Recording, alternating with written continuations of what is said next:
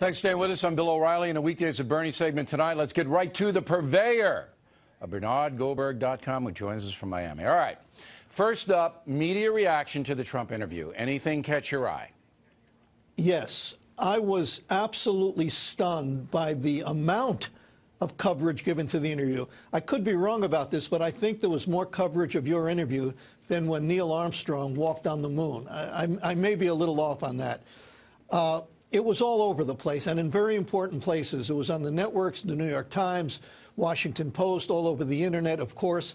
But there was one thing, one thread that ran through almost all of the stories that I either read or saw, and that is the interview, Bill, was covered as entertainment, as a show, not as politics. Donald Trump is running for president of the United States, but it was covered like fight night on the Fox News channel or shootout at the OK Corral.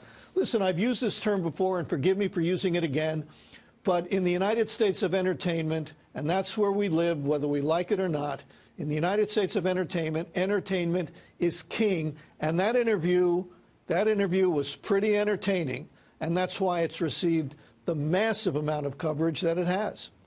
All right, but there's another reason why it was covered as entertainment is because the liberal newspapers and our competition on cable and on broadcast doesn't want to give Fox News legitimacy. So they know, as I said in the Talking Points memo, that many consider us the most powerful news agency in the world. They don't want to give us more credibility so that if they have to cover us, and they did, they're going to cover us in an entertainment or a snarky way. Would you disagree with that? No, there was some snarkiness, there's no question, and I would offer up this advice. Take a vanilla milkshake, take a sip of it, and then follow the advice you gave Donald Trump. Turn the other cheek and forgive these people who have been snarky to you. I didn't make a big deal out of it, and I'm glad you... Absolutely the best. Now, the reason that I injected the vanilla milkshake into the debate, so that people don't know, and there was actually a picture in the Daily News, New York Daily News, of me sitting at Yankee Stadium with Trump, and both of us drinking vanilla milkshakes. Now, a lot of people didn't know what I was talking about, but what I was trying to do was use a sense of humor to Trump, because I knew he would get it right away, to cajole him into being responsible and showing up at the debate so people could take his measure. Right. I don't drink. Trump doesn't drink. So that when we're at the game, instead of getting beers, we get milkshakes. And inevitably, right, I wind up paying for them. All right? So that's what that was all about. So, but for months you've been saying that one of the reasons Donald Trump is successful is because he doesn't care what anybody thinks. And last night he proved it. He doesn't even care what you think. No matter how much you tried to guilt him, you tried to guilt him with those vanilla milkshakes. It didn't matter. I mean, you talk about his independence and his toughness. He showed the evidence of that last night. The milkshakes didn't matter. The cajoling, the imploring, the beseeching, none of that mattered. I mean, but he didn't have a good... Donald Trump... There's more to it, though. I was going to say, for all I know, Donald Trump, knowing Donald Trump, he may still show up at this thing before it's all over. But all who's the man behind our curtain? And here he is. It's what's my line.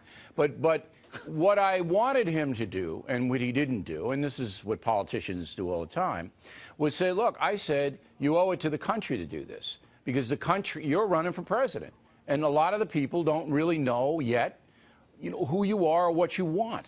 And you owe it to them to be there in these kind of situations, even if you think it's tough. Okay, he didn't answer that. Let me just make a quick observation about that. It didn't come off to me so much as a political interview as a spat between two old buddies, and a very, very, very public spat. As far as the journalism is concerned, you and I just disagree on this. I don't think it's a good idea for a journalist, even an opinion journalist, giving advice to anybody running for president of the United States.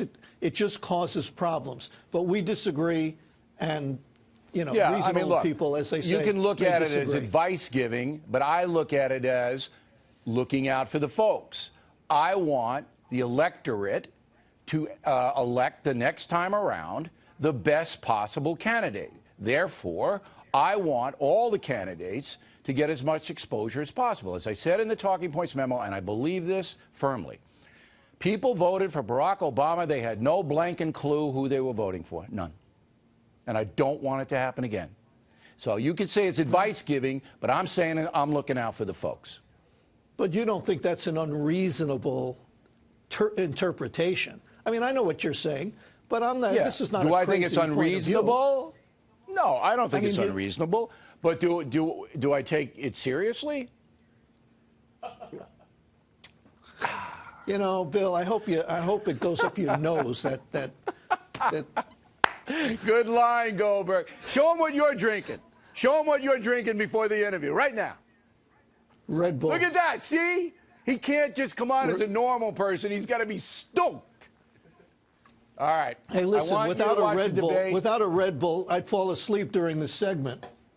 You know what, Bernie? Just take the red out of that, and you got it. I want you to watch the debate. We'll check in with you later on this week about winners and losers and how everybody behaved. And, you know, it's always an adventure talking to Bernie Goldberg.